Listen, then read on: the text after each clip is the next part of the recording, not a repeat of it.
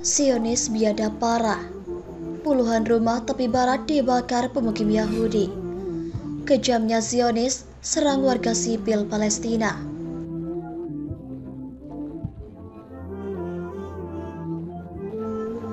Tepi barat membara.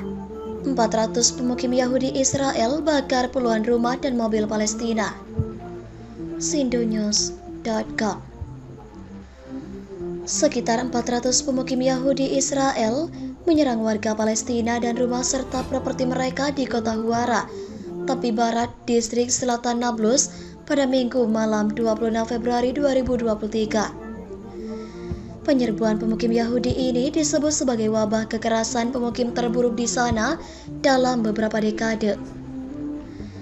Menurut laporan berita lokal, sekitar 30 rumah dan mobil Palestina dibakar, salah satunya berisi keluarga Palestina.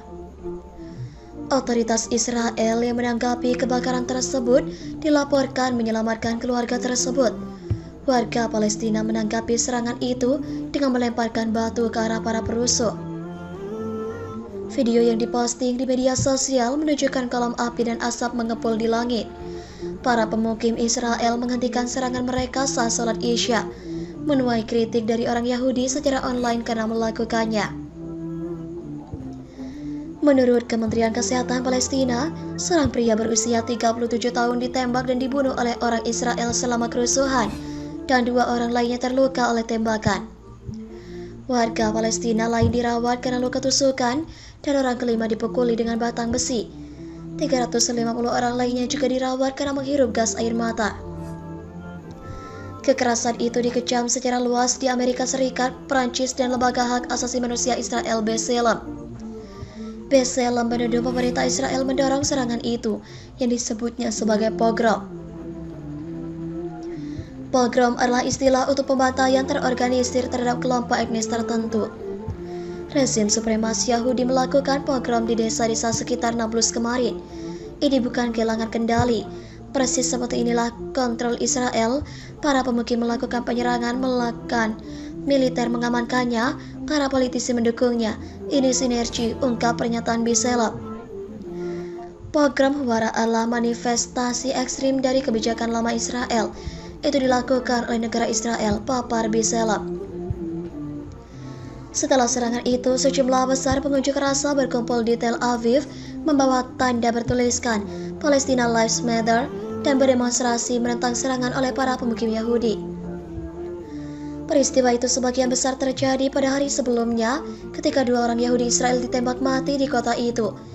Hillel Yaniv yang berusia 27 tahun dan Yagel Yaniv yang berusia 19 tahun, 2 bersaudara dari pemukiman terdekat Har Brasa, ditembak mati dari jarak dekat di dalam mobil mereka di Huwara. Mereka dibawa ke rumah sakit Beilinson di Petah Tikva untuk perawatan, di mana mereka dinyatakan meninggal dunia. Menurut saksi yang dikutip di media Israel, pria bersenjata Palestina itu mengenakan kemeja bertuliskan Lansden, kelompok militan yang berbasis di Nablus. Saat polisi Israel melakukan perburuan terhadap penembak, pos pemeriksaan didirikan dan pasukan pertahanan Israel mengerahkan balak bantuan ke tepi barat untuk mengantisipasi kekerasan.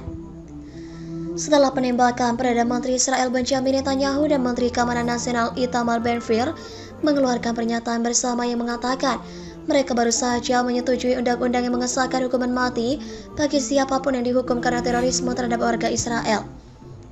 Menteri Keuangan Israel Bezalel Smotrich, salah satu menteri sayap kanan baru yang kontroversial dalam pemerintahan Netanyahu bersama Ben-Gvir, mengatakan ketenangan hanya akan tercapai setelah tentara Israel menyerang kota-kota teror tanpa ampun.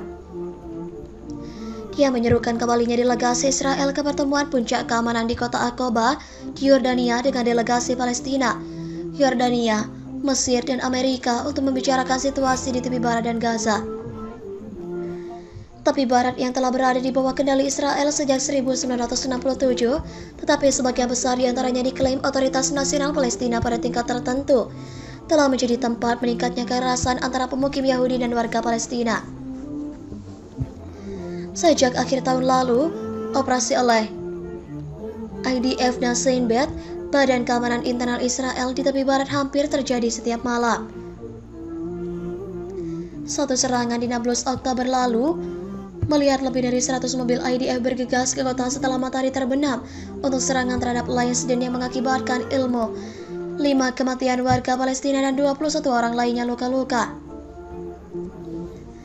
Satu lagi penggerebekan Israel di kamp pengungsi Jenin pada bulan Januari diduga bertujuan menahan beberapa anggota jihad Islam Palestina. Namun penggerebekan tersebut mengakibatkan kematian 10 orang, termasuk anak-anak dan orang tua, dan lebih dari selusin orang lainnya terluka, antara lain dengan gas air mata di rumah sakit. Kemudian di Nablus pekan lalu serangan IDF lainnya mengakibatkan kematian 11 orang Palestina dan melukai lebih dari 100 lainnya. Setelah itu, ketika tentara IDF dituduh menembak secara acak ke jalan-jalan ramai di kota tua, juru bicara internasional pasukan pertahanan Israel Letnan Kolonel Richard Hatch mengatakan IDF hanya menembak pada ancaman.